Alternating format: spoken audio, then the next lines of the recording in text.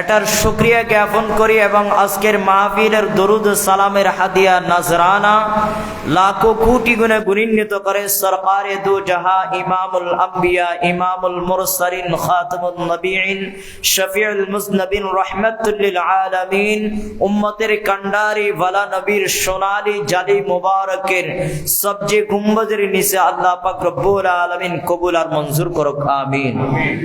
সমস্ত সাহাবাই রাসূল খুলাফায়ে রাসূল আহলে বাইত রাসূল আউলিয়াল মুকাররাবিন মুহাদ্দিসিন মুফাসসিরিন মুমিন মুমিনাত উম্মতে মুহাম্মাদি আমার আপনার মুরব্বিন ইকরাম অত্র মহল্লা থেকে এই এলাকা থেকে এই সমাজ থেকে অত্র মসজিদের মুসল্লি বনে যারা দুনিয়া থেকে বিদায় নিয়ে অন্ধকার কবরে মনকে মন টনকে টন মাটিকে বুকের মধ্যে ধারণ করে অন্ধকার কবরে শায়িত আছেন প্রত্যেকের কবরকে জান্নাতের টুকরা বানিয়ে দিক আমিন। আমরা যারা উপস্থিত হয়েছি আহলে বাইতের সাদাতের সদকায় আল্লাহ আমাদের প্রত্যেকের গুনাহটা ক্ষমা করুক আমিন। তো আমরা এই মাহফিলে উপস্থিত হতে পেরে এই মাহফিল যে আয়োজন করেছেন এটার জন্য আমরা খুশি না বেজার? খুশি হলে একটু মহব্বত নিয়ে সামনে আসতে হবে। ফ্যানটা একটু সামনের দিকে দেন আমার ভাইরা যাতে ফ্যানের বাতাস পায়। সালাতুন ইয়া রাসূলুল্লাহ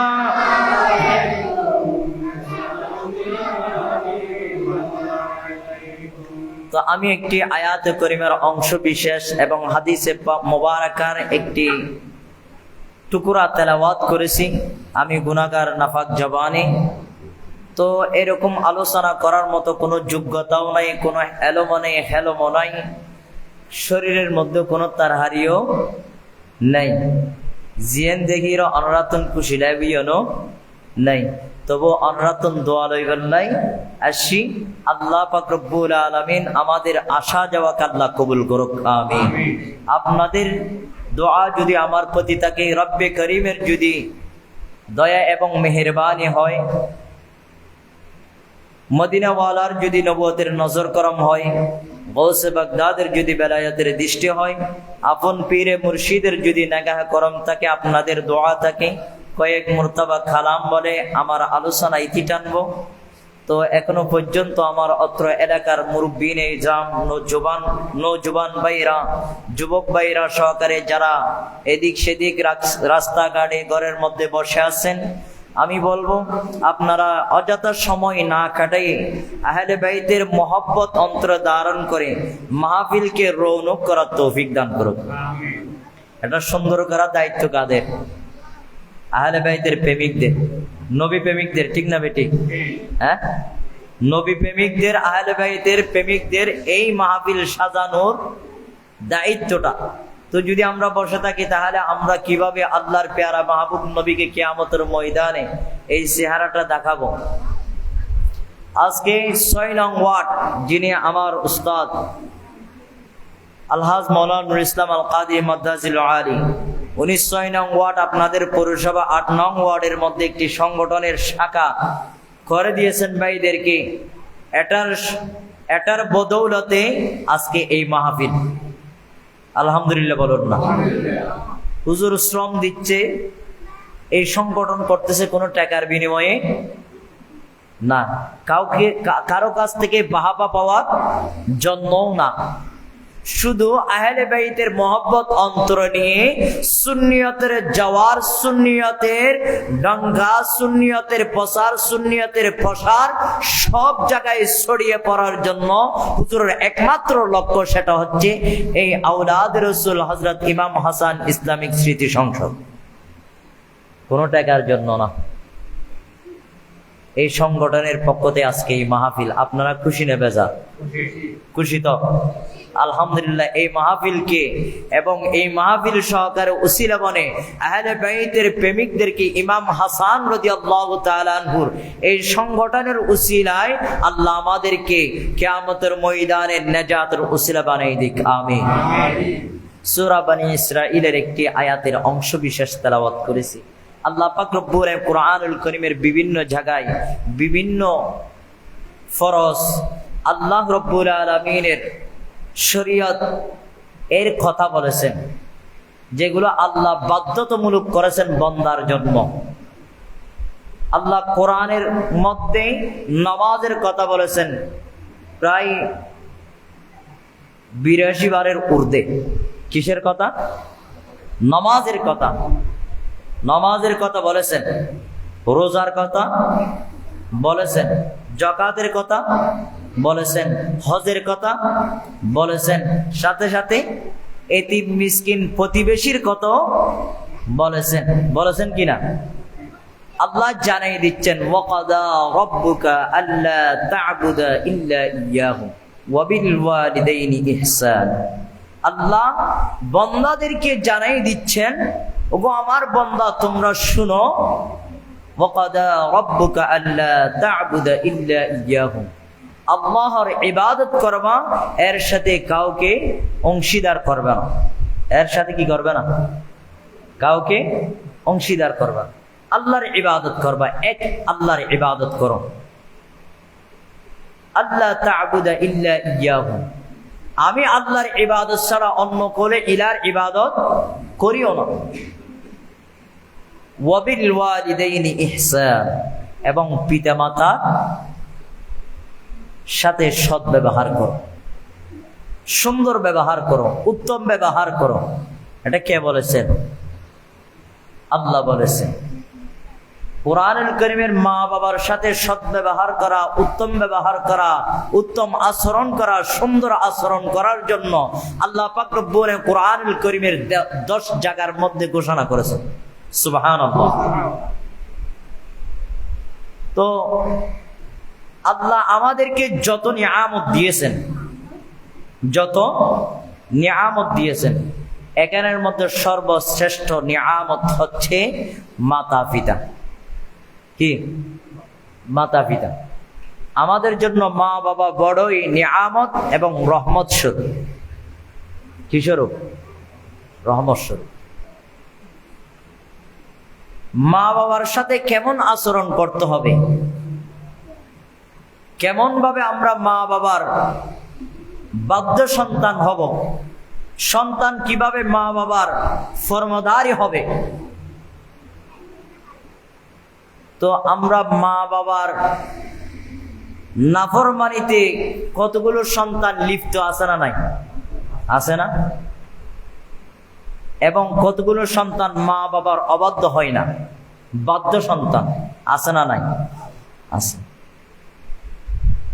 তো আল্লাহ পাক রব্বুল আলামিন আহকামুল হাকিমিন কোরআনুল কারীমে ঘোষণা দিয়েছেন, মা বাবার সাথে কি ব্যবহার করো? সুন্দর ব্যবহার করো, উত্তম আচরণ করো। আল্লাহর পেয়ারা মাহবুব নবী সাল্লাল্লাহু তাআলা আলাইহি ওয়াসাল্লাম বলেন, বনি ইসরাইলের জমানায় রাসূল সাহাবীদেরকে বলতেছে, ওগো আমার সাহাবায়ে কিরাম, বনি ইসরাইলের জমানায় একজন ব্যক্তি ছিল, বড় আবেদ ব্যক্তি, বড় নামাজি ছিলেন, বড় দিনদার ছিলেন, ফরহেজগার ছিলেন, তাকওয়াবাদী ফরহেজগার আবেদ ব্যক্তি। ওনার নাম হচ্ছে জুরাইজ। কি নাম? মনে রাখবেন।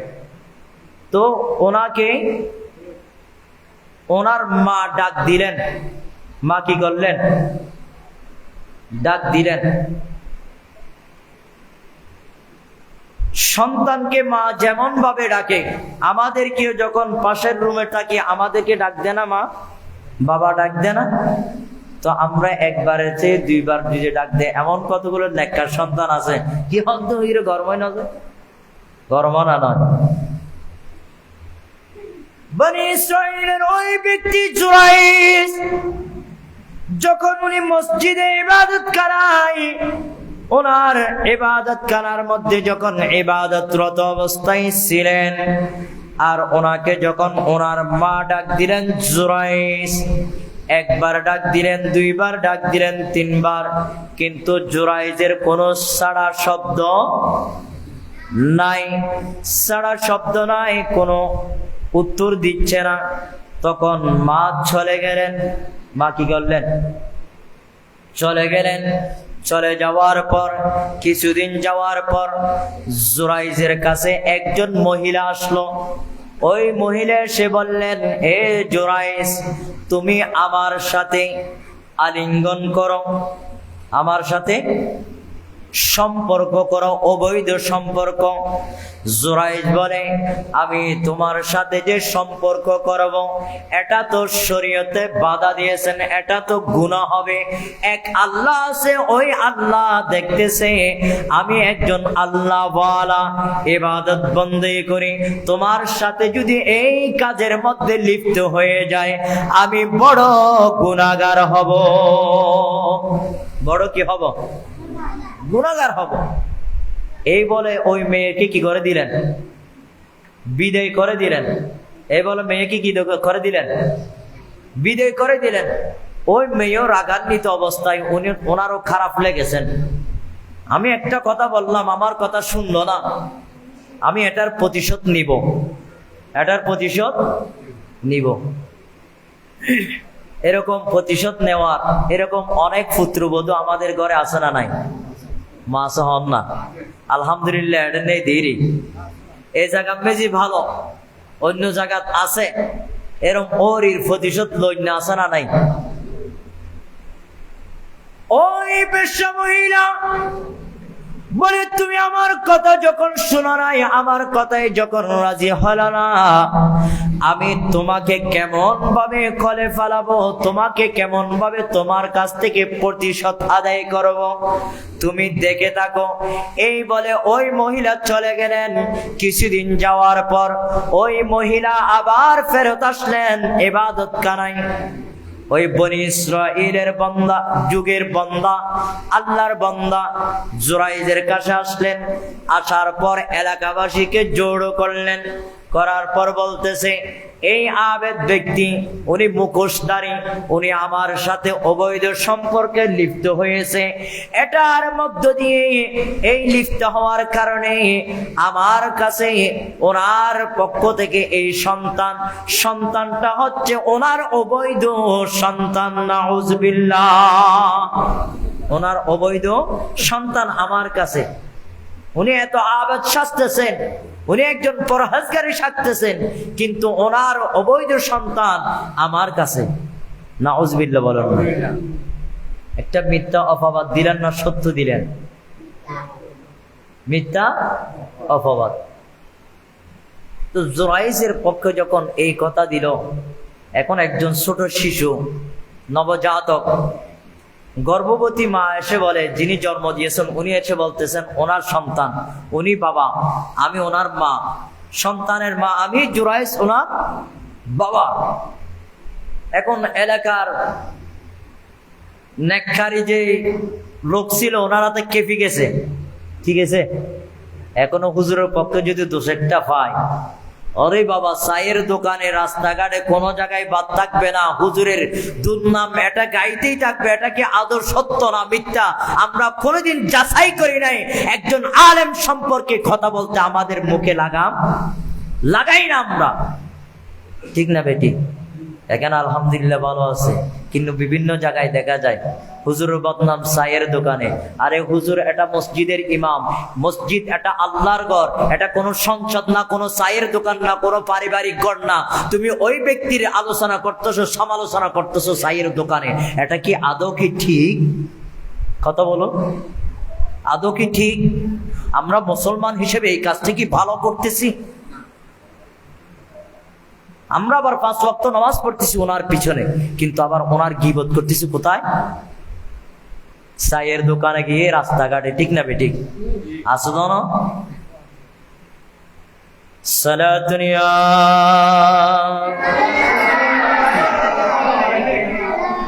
সালামুনিয়া হাবিব। প্যারা হাজির, বলতে চাইছিলাম ওই ব্যক্তি মহিলা, বেশ্যা মহিলা বলতে লাগলেন, উনি ওই ব্যক্তিদেরকে, সমাজের ব্যক্তিদেরকে, এলাকার ব্যক্তিদেরকে বিচার দিলেন, নালিশ করলেন। আপনাদের এই আবেদ ব্যক্তি, তাকওয়াবান ব্যক্তি, ফরহাজগার ব্যক্তি, উনি ফরহাজগার সাজে, আবেদ সাজে, তাকওয়াবান সাজে, কিন্তু তার কাছে কোনো তাকওয়া নাই। উনি আমার কাছে আমার সাথে অবৈধ সম্পর্ক করলেন। এই অবৈধ সম্পর্কের মধ্য দিয়ে ওনার সন্তান আমার কাছে। এখন বলুন, উনি কি নেককার, উনি কি আবেদ, উনি কি তাকওয়াবান? আপনারা বিচার করুন। নাউজুবিল্লাহ বলুন। এখন ওই ব্যক্তিরও ওনার বিচার করতেছে, ওই ইবাদতখানাটা ভেঙে দিলেন। নাউজুবিল্লাহ বলেন না। ইবাদতখানাটা কি করলেন? ভেঙে দিলেন। তুমি এত বড় আবেদ সাজো, তুমি এত বড় সুফি সাজো, তুমি এত বড় আলেম সাজো, রাত দিন ইবাদত বন্দী করো, কিন্তু তুমি একজন বেশ্যা মহিলার সাথে সম্পর্ক করে তার গর্ভ দিয়ে তোমার সন্তান এসেছে, তুমি কি ইবাদত করো? তোমার এই ইবাদত খানা আর রাখা যাবে না। ভেঙে দিলেন। এই বলে নাউজুবিল্লাহ বলেন। ভেঙে দিলেন না? দিলেন কি না? ভেঙে দিয়েছেন। ওনার ইবাদত খানা ভেঙে দিলেন। দ্বিতীয়ত ওনার গায়ে একটা অপবাদ দিলেন, মিথ্যা অপবাদ। এটা সত্য না মিথ্যা? জুরাইজ তখন ওই কান থেকে উজুর কারা গেলেন, পুকুরে গেলেন, অথবা পানির যে স্থান আছে উজু করার, ওই স্থানে গেলেন, উজু করলেন। উজু করার পরে উনি আসমানের দিকে তাকালেন। আসমানের দিকে তাকিয়ে রব্বে করিম, আমি আপনার ইবাদত করি রাত্রিবেলায়, গভীর রজনীতে যখন আপনার বান্দারা ঘুমিয়ে যায়, আমি সিজদায় পড়ে আপনি রব্বুল আলামিনকে ডাকি, আমি দাঁড়িয়ে আপনি রব্বুল আলামিনকে স্মরণ করি, আমি রব্বে করিম আপনার তাসবিহ পাঠ করি, আপনার জিকির করি। ইয়া রব্বে করিম, আমি তো এই কাজ করি নাই, আমাকে অপবাদ দেওয়া হলো। আমার এই ইবাদত খানাকে, আপনার ঘরকে ভেঙে দিলেন, আমাকে এত বড় অপবাদ দিলেন। আল্লাহ, আপনি ন্যায় বিচার করুন। সুবহানাল্লাহ। আপনি ন্যায় কার কাছে চাইলেন? কার কাছে? এখন আমরা কার কাছে যাই? এখন আমরা কার কাছে ভরসা করি? ভরসা কিন্তু আমরা আল্লাহর উপর করি না। মুমিনের 5টি বৈশিষ্ট্য আছে। কয়টি বৈশিষ্ট্য? 5টি বৈশিষ্ট্য সূরা মুমিনুনের মধ্যে আছে। ওই 5টি বৈশিষ্ট্যর মধ্যে প্রথম নম্বর বৈশিষ্ট্য, যারা আল্লাহর বান্দা, ইন্নামাল মুমিনুনা আল্লাযীনা ইযা, অথবা আযানের ধ্বনি শুনবে, ইল্লাল্লাহর জিকির শুনবে, আল্লাহু জিকির শুনবে, তখন এটা ইদা যুকিরাল্লাহ বামানা, আবার আল্লাহর ওলিদের যখন চেহারা তাদের কাছে স্মরণ আসবে। ইদা যুকিরাল্লাহ বামানা, যখন মুত্তাকি, নামাজি, ফরহেজগার ব্যক্তির দিকে তাকাবে, আল্লাহর কথা স্মরণ হবে। সুবহানাল্লাহ বলুন না। কি রকম? আবেদ ব্যক্তি, ইজা যুকিরাল্লাহ মানে শুধু আল্লাহর জিকির না, ইজা যুকিরাল্লাহ মানে আল্লাহ ওয়ালার দিকে তাকালে আল্লাহর স্মরণ আসা। ইজা যুকিরাল্লাহ মানে যেমন নাকি আপনারা হুজুর কেবলাকে দেখেছেন, হুজুর কেবলা তাহের শাহ মাদ্দাজিল আলীকে দেখেছেন কিনা? চেহারার দিকে তাকালে আল্লাহর কথা স্মরণ আসে না? কথা বলেন না। শাহজান আউলিয়ার মাজারে গেলে, আল্লাহ তোমার এই মকবুল বলি কতই নেককার ছিল, তবু কত মকবুল ছিল, ওনার মাজারতে আসলে সবকিছু কবুল হয়ে যায়, সবকিছু আমাদের আশা পূরণ হয়ে যায়, তখন আল্লাহর কথা স্মরণ আসে না? মসজিদে আসলে আল্লাহর কথা স্মরণ আসে না? নবীর ঘর মাদ্রাসা দেখলে আল্লাহর কথা স্মরণ আসে না? এইগুলো সবগুলো হচ্ছে ইজা যুকিরাল্লাহ।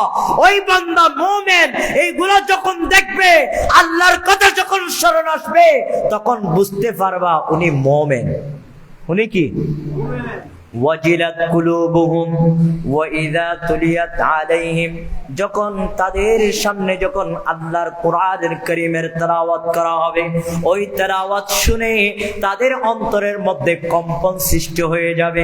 সুবহানাল্লাহ। কি সৃষ্টি হবে? কম্পন। কম্পন সৃষ্টি হয়ে যাবে। কোরআনের আয়াত যখন শুনবে, যখন জাহান্নামের কথা বলা হবে, আল্লাহ এমন জাহান্নামের আযাব কেমনে সহ্য করব, যখন মা বাবার ইহসানের কথা বলা হবে, আল্লাহ আমার মা বাবার সাথে আমি কতগুলো ইহসান করলাম, আমি তো মা বাবার হক আদায় করতে পারি নাই। আল্লাহ যখন সালাতের কথা বললো, আমি তো সালাত যথাযথ আদায় করতে পারি নাই। আমার কাছে যখন আজরাইল এসে যাবে, তখন আমি আল্লাহকে কি জবাব দেব? কোরআনে যখন নামাজের কথা বলা হয়, তখন আমাদের নামাজের কথা স্মরণ আসলে, আমরা নামাজ না পড়লে, নামাজ পড়ি নাই, আল্লাহ আমি কি জবাব দেব? যাকাত দিই নাই, কি জবাব দেব? হজ করি নাই, কি জবাব দেব? তখন অন্তরে একটা ভয় সৃষ্টি হয়ে যায়। সুবহানাল্লাহ। কি সৃষ্টি হয়ে যায়? ভয় সৃষ্টি হয়ে যায়। এই ভয় সৃষ্টি হওয়াটা ইমানদারের আলামত। ইমানদারের কয়টা গেছে? কয়টা? 3 নম্বর। জাদাতহুম আয়াতুহু জাদাতহুম ঈমানান। যখন আয়াতগুলো শুনবে, তখন তাদের ঈমানটা বৃদ্ধি পেয়ে যাবে। সুবহানাল্লাহ। ঈমানটা কিভাবে বৃদ্ধি পাবে? ঈমানটা আরো বৃদ্ধি পেয়ে যাবে। বৃদ্ধি পাওয়ার পর 3 নম্বর, ঈমান বৃদ্ধি পেলে ওই ব্যক্তি কখনো বেনামাজি হতে পারবে না, ওই ব্যক্তি কখনো সাহাবায়ে কিরামের বিদ্বেষ হতে পারবে না, ওই ব্যক্তি আমির মুআবিয়া রাদিয়াল্লাহু তাআলা আনহুর শানে বেয়াদবি করতে পারবে না, ওই ব্যক্তি কখনো হযরত ইমাম হুসাইনের শানে বেয়াদবি করতে পারবে না, ওই ব্যক্তি কখনো হযরত হাজা গরীবের নামাজের শানে বেয়াদবি করতে পারবে না, ওই ব্যক্তি কখনো গৌসে মাশরিকি আহমদুল্লাহ কিবলা কাগার শানে বেয়াদবি করতে পারবে না, ওই ব্যক্তি কখনো হযরত শাহ হাসান আউলিয়ার শানে বেয়াদবি করতে পারবে না। কেন? ওনার ঈমানটা বৃদ্ধি পেয়েছে। তো ঈমান বৃদ্ধি পাওয়া, আমরা ঈমানটা পেলাম কাদের মাধ্যমে? আল্লাহর ওলিদের মাধ্যমে। সুবহানাল্লাহ বলুন না। কাদের মাধ্যমে? ওলিদের মাধ্যমে। এখন যারা বড় বড় পাগড়ি পরে, জুব্বা পরে, দাড়ি ঢিলা কুলুত নিয়ে ইসলামের দাওয়াত দেয়, তাবলীগ করে, তারাই কি তাবলীগ? হ্যাঁ, হিন্দু পাড়ায় কি একজন মুসলমান বানাইছে?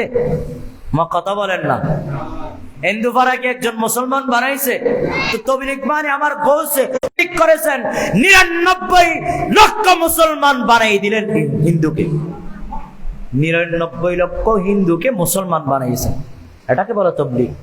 হযরত শাহ হাসান আউলিয়া এসে মুসলমান বানিয়েছেন, হযরতে শাহফরান এসে মুসলমান বানিয়েছেন, হযরত শাহজালাল এসে মুসলমান বানিয়েছেন। তো আপনার গালে মুখ দিয়ে বলেন হাজা গরিবে না, হাজা এরকম বিশ্রী মুখ দিয়ে কথা বলা, এগুলা গোস্তাহি রাসূলের শানে বলা ছাড়া আর কোনো কেউ বলতে পারবে না, একজন ইমানদার বলতে পারবে না। তো আমি বলতে চাইছিলাম, কয়টা গেছে? 3টা।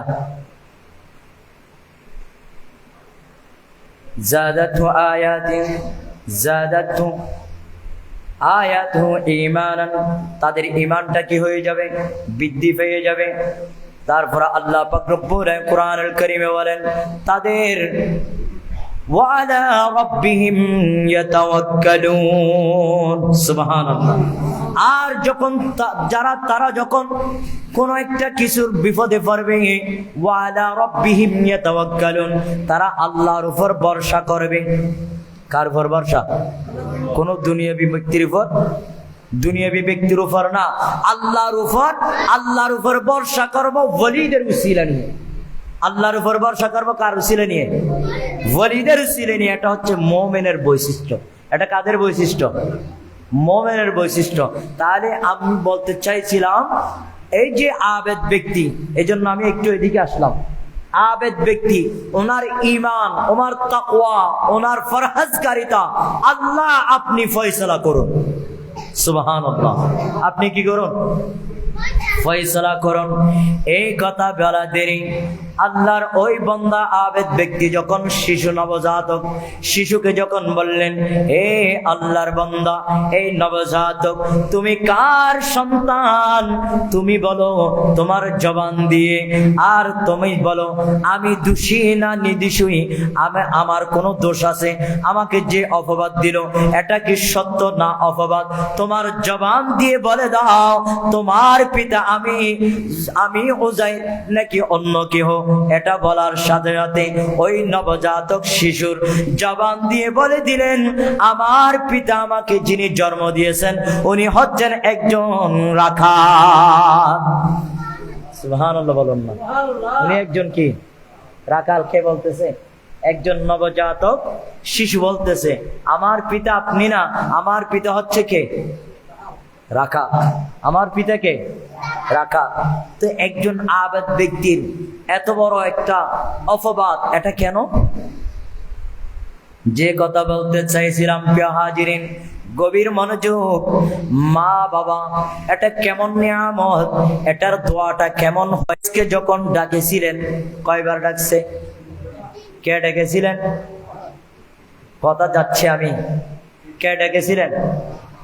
মা ডেকেছিলেন। তিনি কি করছিলেন? নামাজ পড়ছিলেন। কি করছিলেন? নামাজরত অবস্থায়, ইবাদত অবস্থায় উনি বলে, আমি তো ইবাদত করি রব্বে করিমের, আমি রব্বে করিমের ইবাদত করি, কিন্তু মায়ের ডাকের জবাব কেমনে দেব? মায়ের ডাকের জবাব কেমনে দেব? এটা তো আল্লাহ অসন্তুষ্ট হয়ে যাবে। এই জন্য নামাজেরত অবস্থায়, ইবাদতরত অবস্থায় মায়ের ডাকের জবাব দেয় নাই, সাড়া দেয় নাই। এটা কি ন্যায় করেছে না অন্যায় করেছে? ন্যায় করেছে। কি করেছে? কেন? নামাজে থাকলে কারো ডাকে সাড়া দেওয়া যাবে না, শুধুমাত্র যদি নবী পাকে ডাকে, ওই রাহমাতুল লিল আলামিনের ডাকে সাড়া দেওয়া এটাই জায়েজ। আর কারো ডাকে সাড়া দেওয়া যাবে না। রাহমাতুল লিল আলামিনের ডাকে কেন সাড়া দেওয়া জায়েজ? হুজুর উনি তো একজন আল্লাহর পক্ষ থেকে পয়গম্বর, আর নবী হচ্ছে ইমানের মূল। ইমান যদি না থাকে নামাজ থাকবে না। ইমানে ডাক দিয়েছেন, ইমানের দিকে যদি না যায়, ইবাদত করলে এই ইবাদত কবুল হবে? কথা বলেন না। তো আমরা সেজন্য ইমানকে আমরা ইমান সহকারে ইবাদত বন্দগি করি এবং সেই নামাজের মধ্যে স্মরণ করি। সুবহানাল্লাহ বলুন না। কেন? নামাজ যদি নবীকে স্মরণ না করে তাহলে ওই নামাজ হবে না। কেন? নামাজ পেয়েছি নবীর জন্য। আল্লাহ স্বয়ং বলতেছে, তোমরা স্মরণ করো, আত্তাহিয়াতু লিল্লাহি ওয়াসসালামাতু ওয়াত-তাইয়্যিবাত, আসসালামু আলাইকা আইয়ুহান নবিয়্যু। নবীকে স্মরণ করার জন্য বলেছেন। এখানে নবীর স্মরণ করতে হবে। নবীর স্মরণ করলে নামাজ মজবুত হবে, নামাজ হয়ে যাবে। সিদ্দিক আকবরের নামাজ হবে। যদি নবীর স্মরণ যদি না আসে তাহলে আপনার নামাজ হবে আবু জাহেলের, বলেন না, আবু জাহেলের অনুসারী। আপনার নামাজ হবে এজিদের নামাজ। কার নামাজ? এজিদের নামাজ। কেন? এজিদ আহলে বাইতকে মহব্বত করে নাই, আহলে বাইতের বিদ্বেষ অন্তরে রেখেছেন, কিন্তু নামাজও পড়েছেন, আহলে বাইতের সাথে যুদ্ধ করেছেন, আহলে বাইতকে দুনিয়া থেকে শহীদ করে দিলেন শুধু ক্ষমতার লোভে। কিসের লোভে? ক্ষমতার লোভে। তাহলে ওই নামাজি এবং ইমাম হোসাইনের তাবুতে যেই নামাজ, এটাও নামাজ। আমরা যেই নামাজ পড়ি এটাও নামাজ। আবার তাবলীগরা যেই নামাজ পড়ে এটাও নামাজ। অন্য আকীদার যারা আছে এটাও নামাজ। কিন্তু যদি নবীর স্মরণ যদি নামাজে না থাকে, এটা যত বড় নামাজ হোক না কেন, ওই নামাজ কখনো আল্লাহর দরবারে কবুল হবে না। কবুল এটা আমার ফয়সালা না, আল্লাহর ফয়সালা। এখন আসুন, তাহলে জুরাইস নামাজে আসেন, মায়ের ডাকে কি দেয় নাই? সাড়া দেয় নাই। তো এই বড় একটা এত বড় অপবাদ কেন হলো? যখন মায়ের ডাকে সাড়া দেয় নাই, মা সাথে সাথে আল্লাহর কাছে ফরিয়াদ করলেন। কি করলেন? আল্লাহর কাছে ফরিয়াদ করলেন, রব্বি ইলাহি, আমি আমার সন্তানকে ডাক দিয়েছি 3 বার, কিন্তু একবারও ডাক দেয় নাই। আল্লাহ আমার ডাকে মা হিসেবে আমি মায়ের ডাকের সাড়া দেয় নাই। এই সাড়া না দেওয়ার কারণে আপনি এই জুরাইজকে, আমার সন্তানকে এমন ভাবে লাঞ্ছিত করবা, যে লাঞ্ছিতর কারণে যে লাঞ্ছিত করা হবে, এটা এত বড় লাঞ্ছিত হবে, একজন বেশ্যা মহিলার মধ্য দিয়ে তাকে লাঞ্ছিত করো।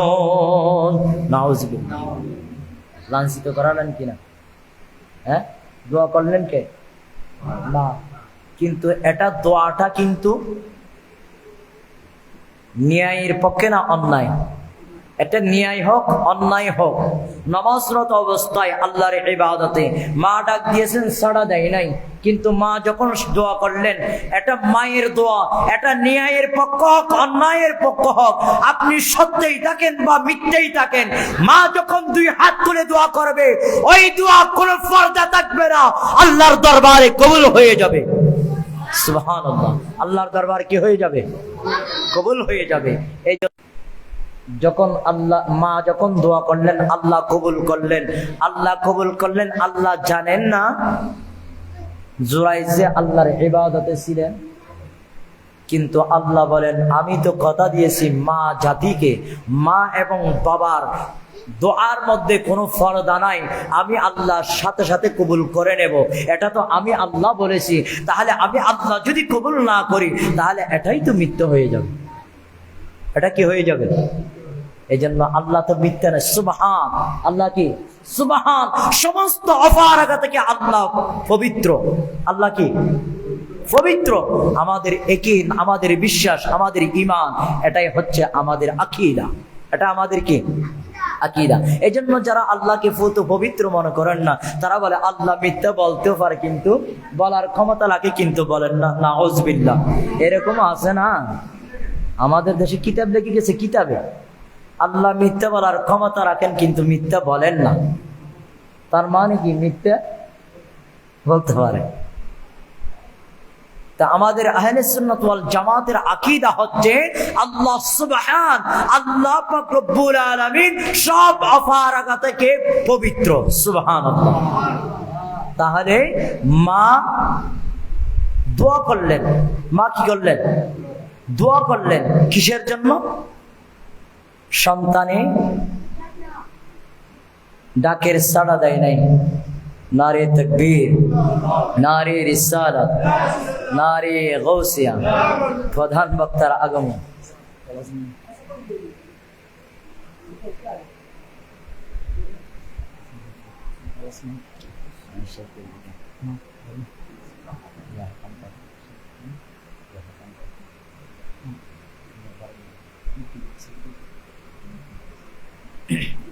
সালাতুন ইয়া রাসূলুল্লাহ, সালামুন ইয়া হাবিব। তো বলতে চাইছিলাম প্রিয় হাজিরিন, আল্লাহর কাছে দোয়া করলেন মা, কিন্তু আল্লাহ পাক রব্বুল আলামিন ওই সন্তান ন্যায়ে থাকার পরেও মার দোয়া কবুল করে। সন্তান লাঞ্ছিত হয়েছেন কিনা? লাঞ্ছিত হয়েছেন। তো লাঞ্ছিত হয়েছেন, আল্লাহ কবুল করেছেন বিদায়। এখন আমরা মাকে কতগুলো কষ্ট দিচ্ছি। উফিন, আল্লাহ পাক কোরআনুল কারীমে বলেন ওয়ালা তাকুল লাহুমা উফিন ওয়ালা তানহারহুমা ওয়া কুল লাহুমা কাওলান কারীমা।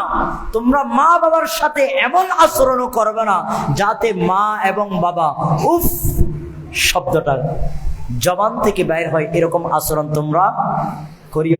আচরণ শুধু মা বাবা কি উফ শব্দ। এখন তো আমরা জাগা সম্পত্তির জন্য মা বাবার ফিডের উপর তত্ত্ব পর্যন্ত তুলে দিচ্ছি। নাউজুবিল্লাহ, ঠিক না বেটি?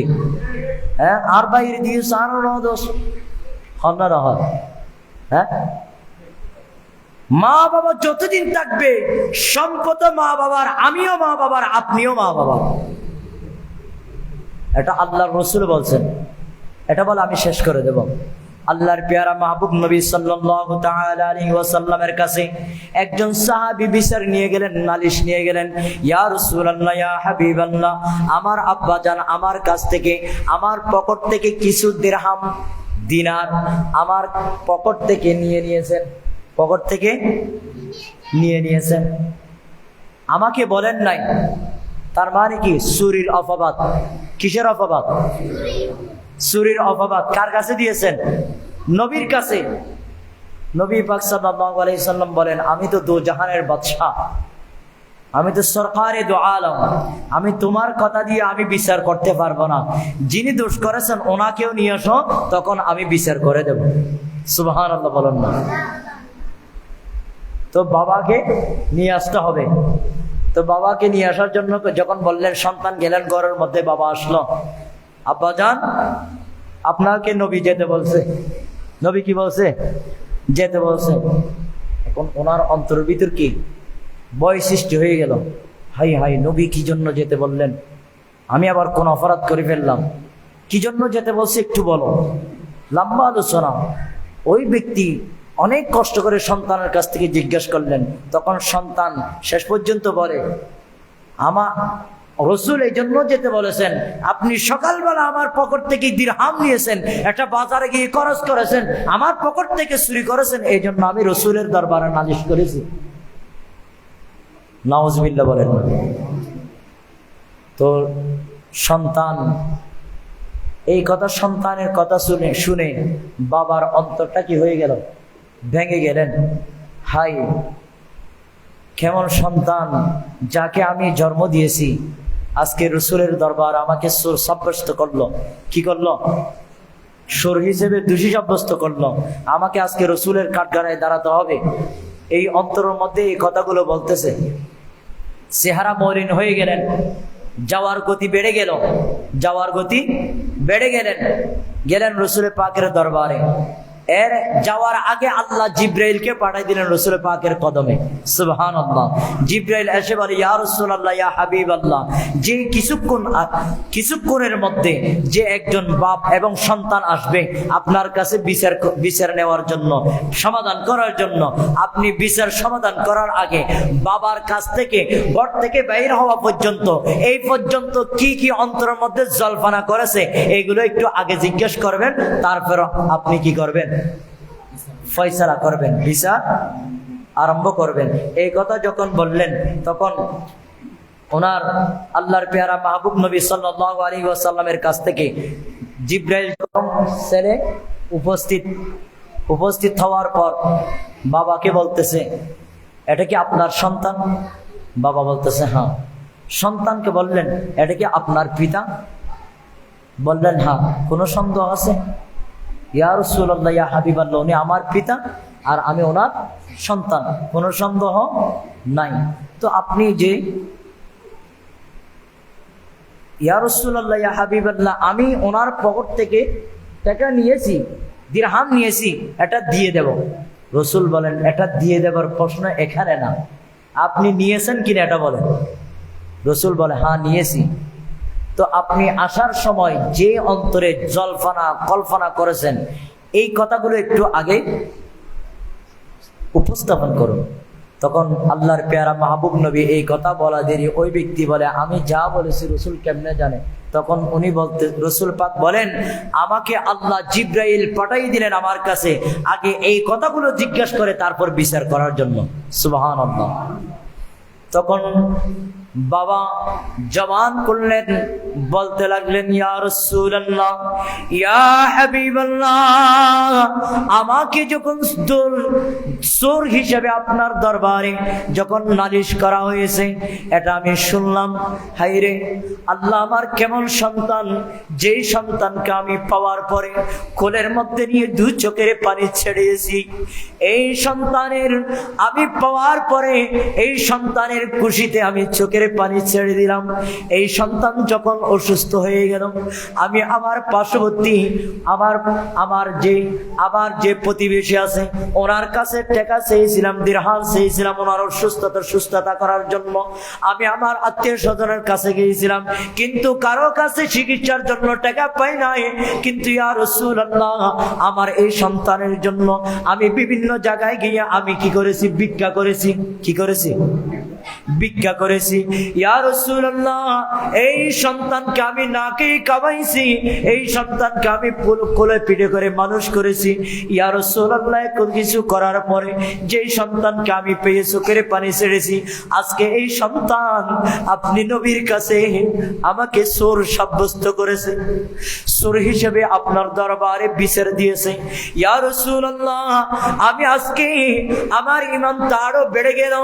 আপনি যে আমার অন্তরের খবরটা আপনাকে আল্লাহ জানাই দিয়েছেন, এটার কারণে ইয়া রাসূল আরো বিশ্বাস রেখে আমার ঈমানটা আরো মজবুত হয়ে গেল। সুবহান, আরো আওয়াজ বলি সুবহানাল্লাহ।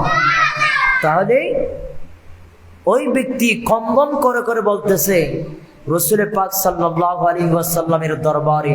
তখন আল্লাহর পেয়ারা মাহবুব নবী বললেন, এই সন্তান, আজকে থেকে কিয়ামত পর্যন্ত যত আমার উম্মত আসবে, প্রত্যেকের জন্য মা বাবা, ওই সন্তানের এবং যেই মা বাবার সম্পদ রয়েছে, যত জায়গা সম্পত্তি রয়েছে, যত গাড়ি বাড়ি রয়েছে, যত দৌলত রয়েছে, সবকিছু ওই মাতা পিতার করে দিলাম, আর সন্তানও মাতা পিতার করে দিলাম।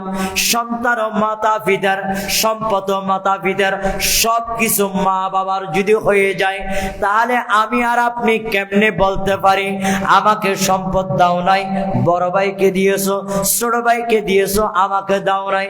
এই কথা বলা মানে রাসূল পাকের হাদিসে মোবারকের বিপরীত বলা। বিপরীত রাসূল পাকের ফয়সালার বিপরীত ফয়সালা করা, এটা করা মানে কিয়ামতের ময়দানে সব বিচার কার্যকর হয়ে যাবে, সবাই জান্নাতে চলে যাবে, জাহান্নামে চলে যাবে।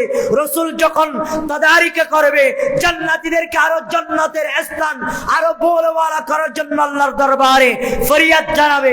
যখন হাঁটবে তখন একটা আওয়াজ আসবে, কতগুলো বান্দা এমন ভাবে ক্রন্দন করতেছে, রাসূল আর সহ্য করতে পারে না, ইয়া বারি তাআলা তাদেরকে আপনি মাফ করে দিন। সুবহানাল্লাহ। আল্লাহ বলে, ইয়া রাসূলুল্লাহ, আপনার সমস্ত শাফাআত আমি কবুল করেছি, কিন্তু এদের পক্ষে আপনি কথা বলতে পারবেন না। তখন রাসূল বলে, বারি তাআলা কেন? তখন আল্লাহর পেয়ারা মাহবুব নবীর এই জবাবে আল্লাহ বলে, তাদেরকে আমিও ক্ষমা করতে পারবো না। তাদেরকে যদি, যারা তাদের দোষ করেছে, ওরা যদি ক্ষমা করে দেয়, তাহলে আমি আল্লাহ তাদেরকে ক্ষমা করে দেব। সুবহানাল্লাহ। তো আল্লাহর পেয়ারা মাহবুব নবী বলেন, রব্বে করিম, তারা কারা? তখন আল্লাহ বলে, তারা হচ্ছে তাদের পিতামাতা। তখন পিতামাতার কাছে গেলেন, ওগো তোমাদের বান্দা, তোমাদের তোমাদের সন্তান জাহান্নামের মধ্যে শাস্তি ভোগ করতেছে, তোমরা পিতামাতা, তোমরা যদি ক্ষমা করে দাও, তারা শাস্তি থেকে আসান পেয়ে যাবে, আল্লাহ ক্ষমা করে দেবে, তোমরা একটু ক্ষমা করে দাও। ওই মা বাবা চোখের পানি, ইয়া রাসূলুল্লাহ, কখনো সম্ভব না, আমরা তাদেরকে ক্ষমা করব না। তারা আমাদেরকে দুনিয়ার মধ্যে এমন লাঞ্ছনা দিয়েছেন, এমন কষ্ট দিয়েছেন, বাদ দেয় নাই, পানি দেয় নাই, ঘর থেকে বাহির করে দিয়েছেন, অসুস্থ হয়েছি কিন্তু ওষুধ দেয় নাই, এত কষ্ট দিয়েছে। স্ত্রীর কথা শুনেছেন, আমাদেরকে কষ্ট দিয়েছেন, ইয়া রাসূলুল্লাহ, আপনি তাদেরকে ক্ষমা করার জন্য আমাদেরকে বলিয়েন না। যখন ওই মা বাবাকে এনে যখন শাস্তিগুলো দেখালেন, তখন মা বাবার অন্তর ঘেমে গেল। ঘেমে যাওয়ার পর আল্লাহর কাছে দোয়া করলেন, মাবুদ তাদেরকে ক্ষমা করে দেন, আমরা তাদের উপর সন্তুষ্ট হয়ে গেছি। রিদাল রব্বি রিদাল ওয়ালিদাইন, যেই মা বাবা সন্তানের উপর সন্তুষ্ট হয়ে যাবে, ওনার উপর আল্লাহ সন্তুষ্ট হয়ে যাবে। সুবহানাল্লাহ। যদি মা বাবা, আল্লাহু আকবার, ইয়া রাসূলুল্লাহ, ইয়া গাউসুল আযম, জিন্দাবাদ জিন্দাবাদ। তাহলে আমার কথা এখানে আমি দীর্ঘায়িত করব না, এখানে শেষ করে দেব, হুজুরকে কষ্ট দেব না।